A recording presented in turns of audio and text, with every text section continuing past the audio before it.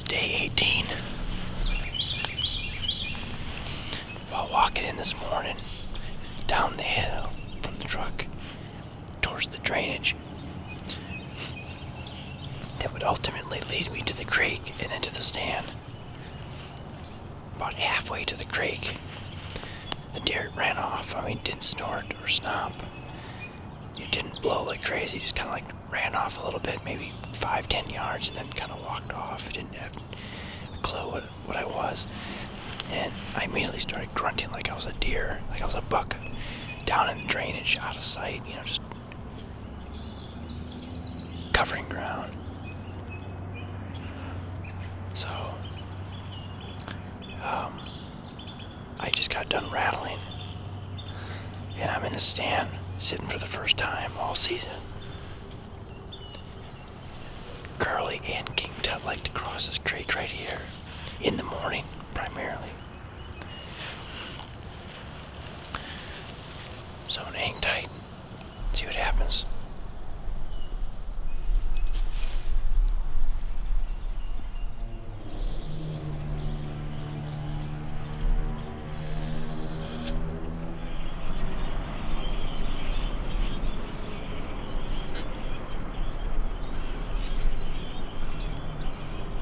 That's Curly right there. I just blew it. I snort wheezed, and Curly was right behind me. He was 35 yards behind me. He was coming right along. I didn't know that. I just snort wheezed. All of a sudden, boom, I hear a deer take off in the tall grass.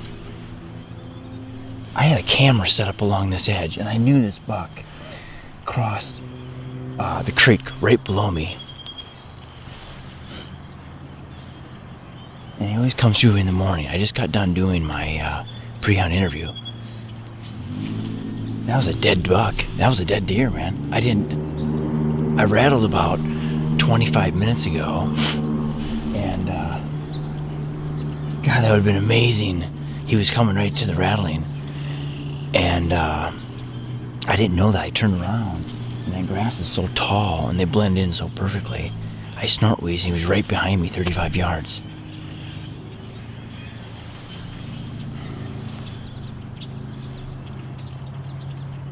Had I not done that, he would come right, he was coming right along the edge of the creek.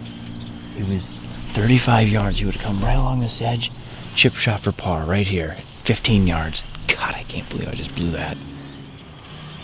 He was coming, he was right there. First time in the stand, wind is in my face, it's coming right from the field, right towards the creek.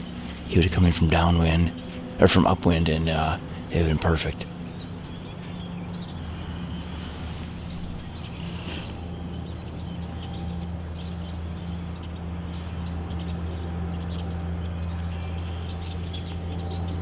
You gotta be kidding me. October 27th, I would have been done.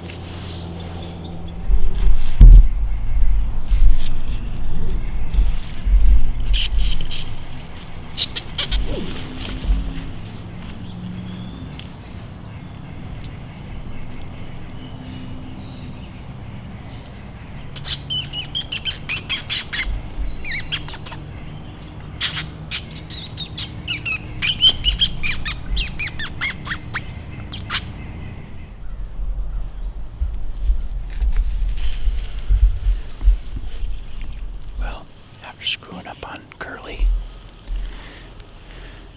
I watched where he went. He ran straight east, and he went to the opposite end of the field. He was coming east to west. Well, after I snort wheezed, I didn't see him. I looked. I constantly glass all around me before I rattle or grunt or snort wheeze or do any type of calling whatsoever. And so I checked the field behind me about 2 minutes, 3 minutes earlier. Well, that wasn't good enough. He was coming, and I know he crosses. I know he likes to walk along the creek, along that edge, and then turn 90 degrees to his left and then cut across the field, or across the creek in 2 different spots. And I was perfectly in position. God, I was in the stand by like a little after 5. It was 7:30. I stood up and I snort wheezed, and he was 35 yards right behind me. That was a dead deer, man. He was coming on a heavily used trail that runs parallel to the creek, and then, 15, 18-yard shot.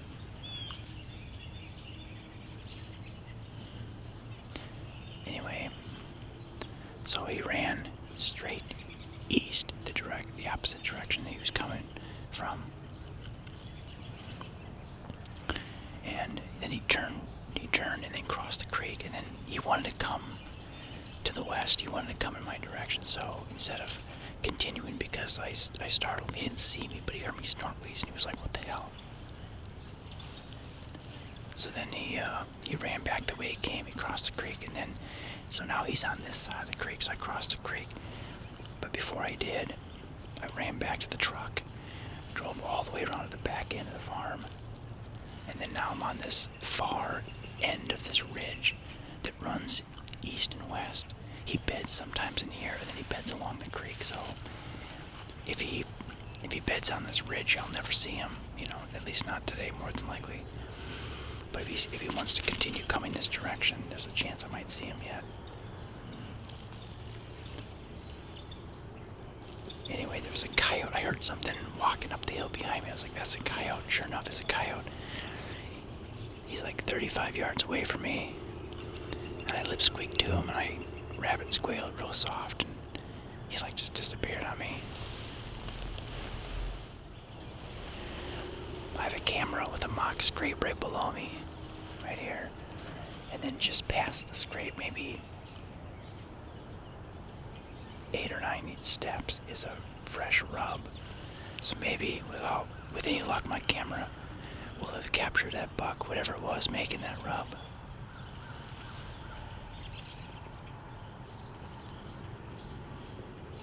I am so bummed. That was my chance at Curly. He was coming right along the creek, just like I was planning for. I sat in that stand specifically for him. I can't believe it. I'm sick to my stomach. I didn't see the grass is like 5 to 8 feet high, and it's brown and tan. I saw him when he ran off.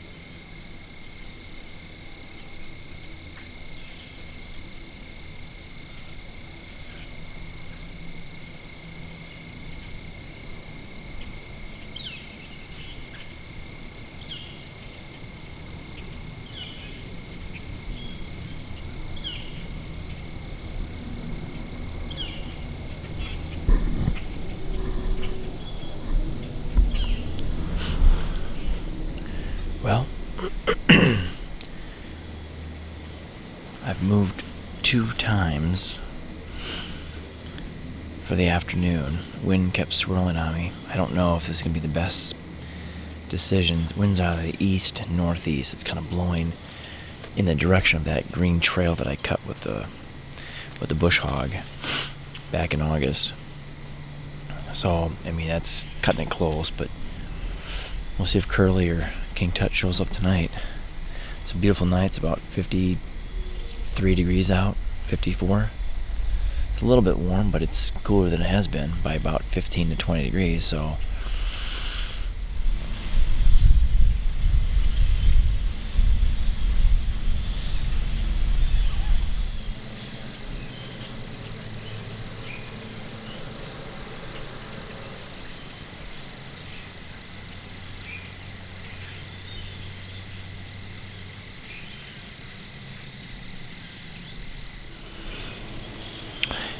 I forgot to mention a couple things.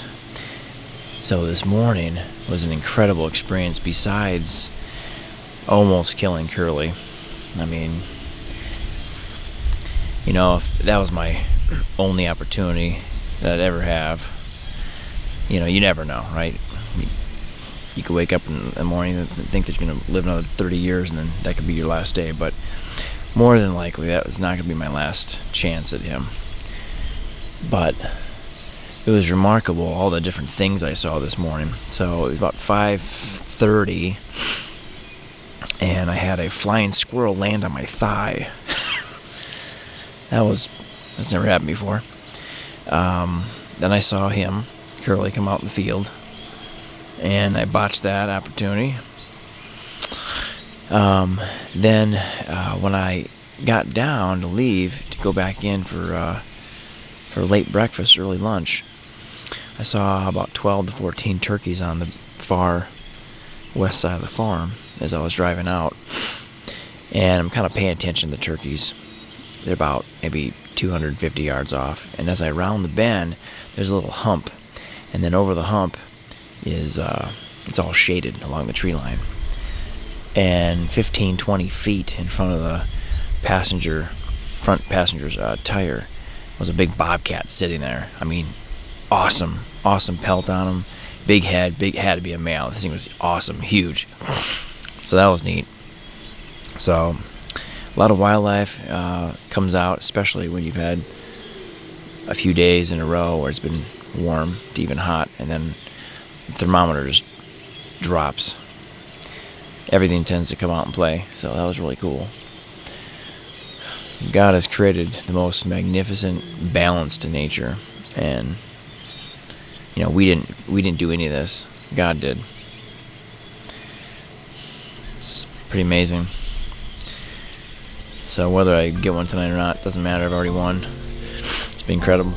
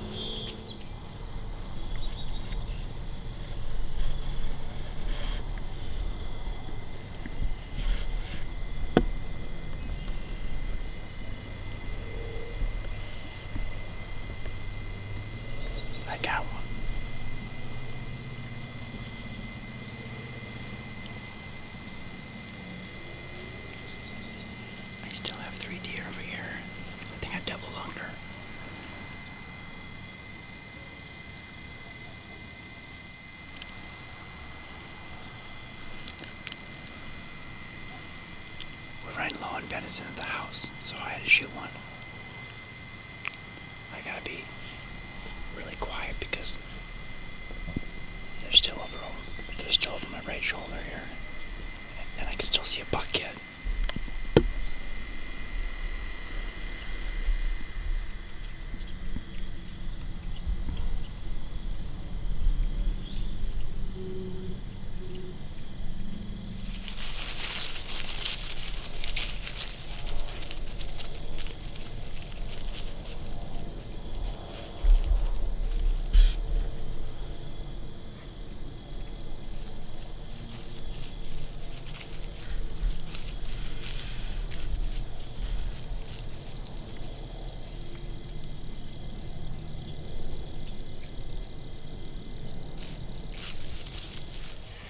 All right, as you can see, found the big doe.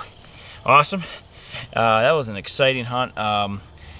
Man, it was actually quite a bit more difficult to be able to come to full draw and harvest this doe than the big buck that I saw this morning, which is a high 160s, low 170s deer. That's my second encounter with him. But had I not screwed up by snort wheezing at the wrong time, and had I glassed the field one more time, I would have been able to see that he was coming and take the shot. And I was downwind, low light conditions. I mean, it would have been really easy. This one, by comparison, was extremely difficult. There was 4 sets of eyes. It was like 1, maybe 2 mile-an-hour winds. It was almost dead calm. And they were downwind to me for about 20 minutes. So it was very difficult to pull off the shot. I had a buck decoy out in front of me, and so that kind of held their attention a little bit longer than they would have otherwise. So I made a nice shot. It was 27 paces. I guessed at 26. It was actually 27 according to the rangefinder. So yeah, she ran 120 yards pile up. Nice big doe, and she'll make some table fare. It's important to harvest does as well. There's a carrying capacity for each piece of property. There's only so much food, water, and cover that each piece of real estate can provide for the deer population. So there's nothing better than white-tailed deer, in my opinion, for steaks. So I'm pretty excited. Another one bites the dust, and thank you, God, for providing this amazing animal for us, this renewable resource. Thanks for the challenge and the reward. And I know my family's going to really appreciate it. I can't wait to get to throwing the steaks on the grill.